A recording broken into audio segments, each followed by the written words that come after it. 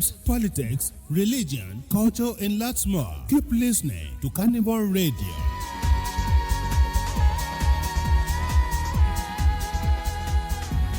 Carnival Radio, enjoyment unlimited. The number one hit music station.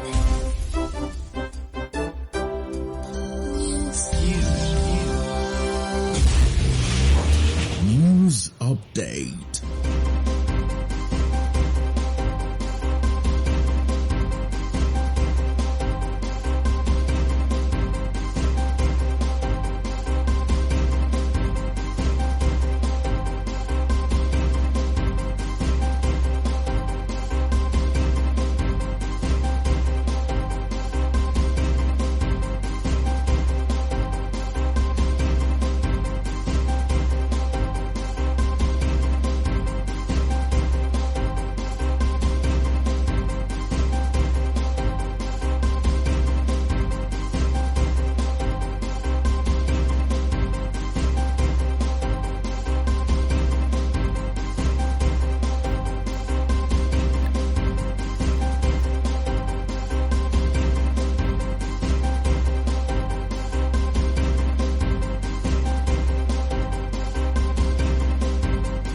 Good evening, welcome. I am Joseph Oyokola with the Carnival Radio News Update.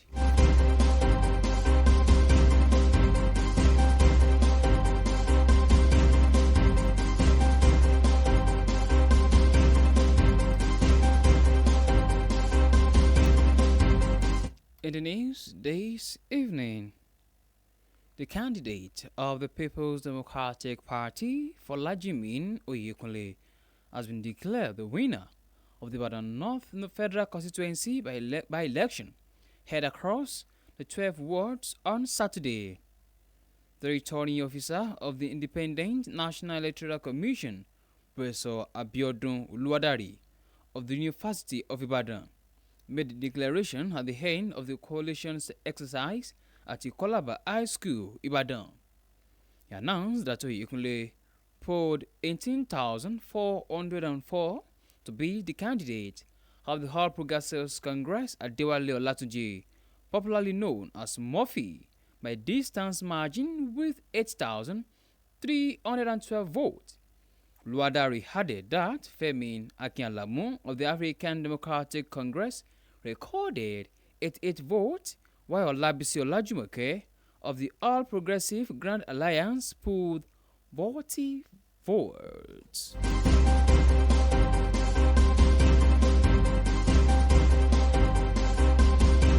Why? The Adeyemi ruling house of the Anikilaya dynasty has voted the exclusion from the Anikilaya ruling house of the ruling house's producing candidate of the stool of Awujale of Ijebu in Ijebu land, Ijebu-Ode area of Ogun State. To be recalled that Anikilaya ruling house produced the late Awujale of Ijebu land, Obasikiru Kayode Adetona, who joined his ancestors last month. The family, in a statement made available to newsmen today, Sunday, and signed by Dedeji Ademola Adeyemi, said a few members of the Anikilaya ruling house deliberately distorted history by removing the name of the Adeyemis from the family lineage. Adeyemi explained that Adeyemi Anikilaya was the eldest crown prince of the late Oba Anikilaya Saagun, while Ogbagba and Ademolu were his remaining two sons.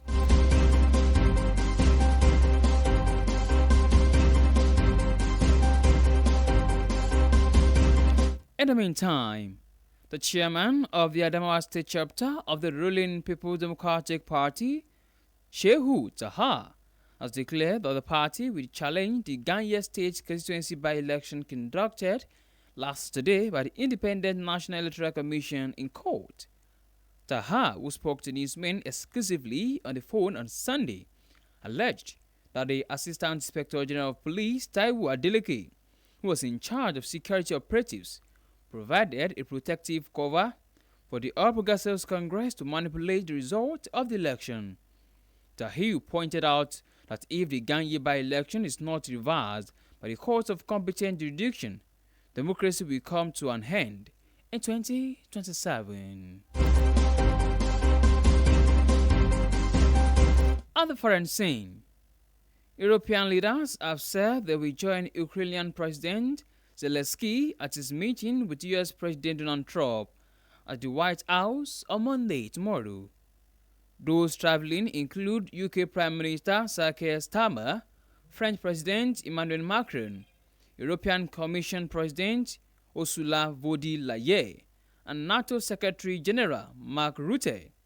It comes after Trump failed to reach a deal on ending the war in Ukraine during a meeting with Russian President Putin in Alaska on Friday. The U.S. president has since said he wants to bypass securing a ceasefire in Ukraine in favor of a permanent peace agreement.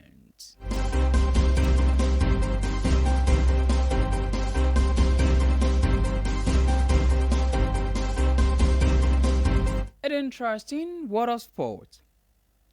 National Women's Soccer League NWSL Club Bay FC have celebrated Asesa Oshoala following a contribution to Nigeria's successful outing at the 2024 Women's African Cup of Nations. Oshoala was honored at the Pape Park ahead of Bay FC's clash with Sir Diego Wave. The 30-year-old scored once in 5 appearances for Nigeria at the WAFCON 2024 finals. The forward's only goal came in the Super Falcons' first game against Tunisia, which they won 3-0. Oshoala has won the WAFCON title 4 times with the Super Falcons. She has scored 37 goals in 61 appearances for Nigeria.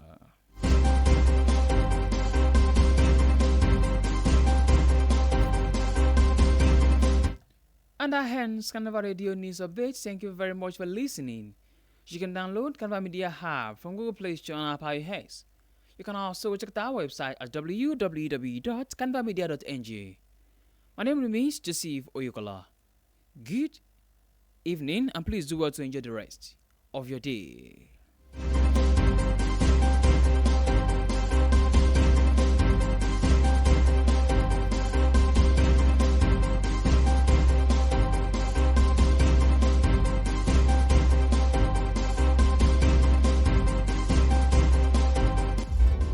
Your kind of music, all day, all night, right here on your one and only station. Carnival Radio. Enjoyment unlimited. àwa ni àwa náà kọ́ Ọlọ́run ló ń fún wa ṣe. Carnival Radio ní bàbá lọ́jọ́kọjọ́ ọjọ́ gbogbo bí ọdún làkọ́mọ náà ti wá. Ẹ má gbé kúrò níbẹ̀ o. Carnival Radio ní kí ẹ máa gbọ́.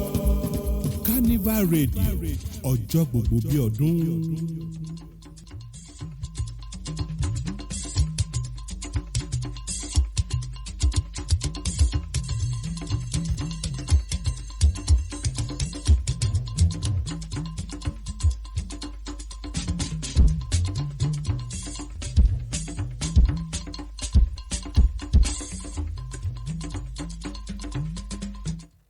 Ẹ kúrọ̀lẹ́ o. Àkójọpọ̀ ìròyìn ló ń dé sétí gbọ̀yìn láti Carnival Radio. Joseph Oyekola ló ń dé sí etí gbọ̀yìn.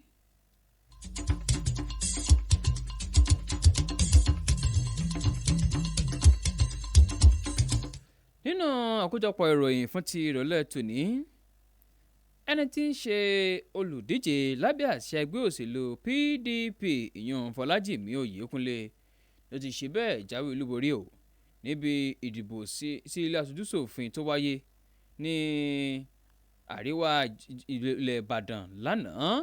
Èèyàn jákèjádò gbogbo àwọn ibùdó ìdìbò 12 tún bẹ ní agbègbè náà. Ẹni tí ń ṣe kò kárí ìbò èèyàn fún àjọ INEC níbi ìbùdìbò ọ̀hún, ọ̀jọ̀gbọ́n Abíọ́dún Olúwadáre tó wá láti fásitì ìlú Ìbàdàn ló kéde wípé Fọlájìmí ló já olúborí o lẹ́yìn ìgbà tí wọ́n ka ìbò tán nílé ẹ̀kọ́ girama Ìkọ́làbà tó ń bẹ nílùú Ìbàdàn. Níṣẹ́ ló kéde wípé Oyèkúnlé ló níbò tó ń lọ bíi 2,080 tó lé pẹ́sẹ́pẹ́sẹ́ tó tó dẹ̀ fi na akẹgbẹ́ rẹ̀ yìí tó díje dìbò lábẹ́sẹ̀ ẹgbẹ́ òṣèlú APC Adéwálé Ọlátúnjí tí ọ̀pọ̀lọpọ̀ èèyàn mọ̀ sí Murphy ẹni tí wọ́n dẹ̀ fi nǹkan bíi ìbò 8,000 lára wọn o. Olúwadáre ni ló tún fi kún ọ̀rọ̀ rẹ̀ wípé Fẹ́mi Akínàlámú ìyí tí ń ṣe olùdíje lábẹ́sẹ̀ ẹgbẹ́ òṣèlú ADC lòun ní ìbò 98 nígbàtí Ọlábísí Ọlájùmọ̀kẹ́ èèyàn tó wá láti ẹgbẹ́ òṣèlú All Progressives Grand Alliance tóyìn dẹ̀ ní ìbò 40.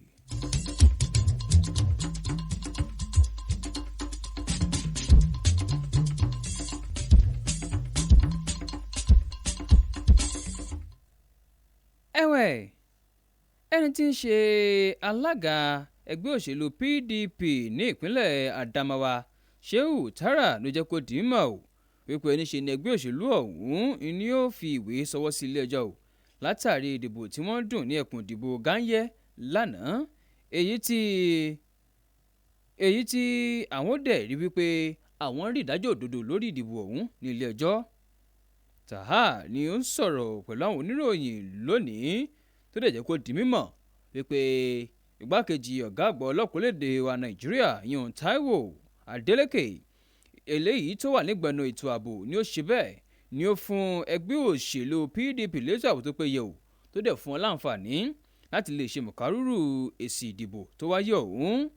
Tahiya ni ó nàka sí bí ètò ìdìbò ṣe wáyé lágbègbè Ganye ọ̀hún tó ní pé tí ilé ẹjọ́ ò bá kéde wípé ìdìbò ọ̀hún ni kò tẹ̀lé ìlànà pínlẹ̀ láre o ó ní níṣe ni ètò ìjọba àwarawa ni ó tẹnubodò tó bá máa fi di ọdún 2027.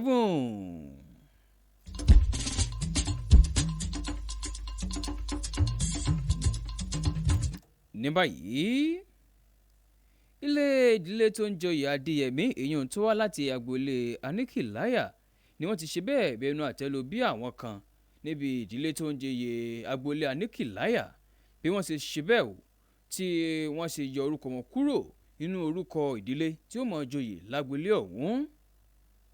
tẹ́ ẹ bá gbàgbé ìdílé Adéyẹmí ló wà lára àwọn ìdílé eléyìí tí ó máa ń pèsè ọba Àwùjalẹ̀ nílùú Ìjẹ̀bú lágbègbè Ìjẹ̀bú Òde ní ìpínlẹ̀ Ògùn. ṣáájú ní agboolé Aníkìláyà ni wọ́n ti ṣe bẹ́ẹ̀ ni wọ́n pèsè Àwùjalẹ̀ léyìí tó wàjà ní kòpẹ́kòpẹ́ yìí ìyẹn ọba Síkírù Káyọ̀dé Adétọ̀nà tó darapọ̀ máwọn baba ńlá wọn o. níbẹ̀ ni ìdílé náà nínú ọ̀rọ̀ rẹ̀ ti wá jẹ́ kó di mímọ̀ fáwọn oníròyìn lónìí èyí tí Adédèjì Adémọ́lá Adéyẹmí buwọ́lù ó ní pé àwọn kan lára agboolé Aníkìláyà ni wọ́n ṣe bẹ́ẹ̀ o tí wọ́n fẹ́ ba ìtàn jẹ́ tí wọ́n dẹ̀ yorúkọ ìdílé Adéyẹmí kúrò lára ìdílé tí ó mọ̀ joyè lágboolé ọ̀hún.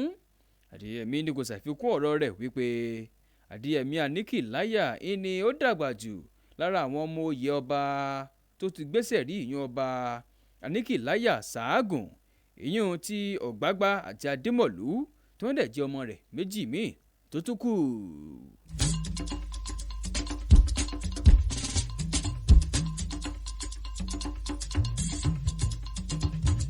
kò ní jù báyìí lọ lórí àkójọpọ̀ ìròyìn fún ti ìrọ̀lẹ́ tòní. ẹ lè darapọ̀ mọ́ lórí ìkànnì ìbánidọ́rẹ̀ẹ́ Carnival Media àti lójú òpó ayélujára wa www.carnivalmedia.ng. bí orílẹ̀-èdè Nàìjíríà bá máa dára ọwọ́ èmi àti ẹ̀yin lójó wa o ẹ̀ka máa gbé pọ̀ nínú ìfẹ́ ayọ̀ àti ìṣọ̀kan. ọ̀rọ̀ yìí ló ń wá láti Carnival Radio. Joseph Oyèkọ́lá lómi ìròyìn òun wá sí ti gbọ̀nyìn kẹ́ ní àṣálẹ́ èyí tí ó dára o.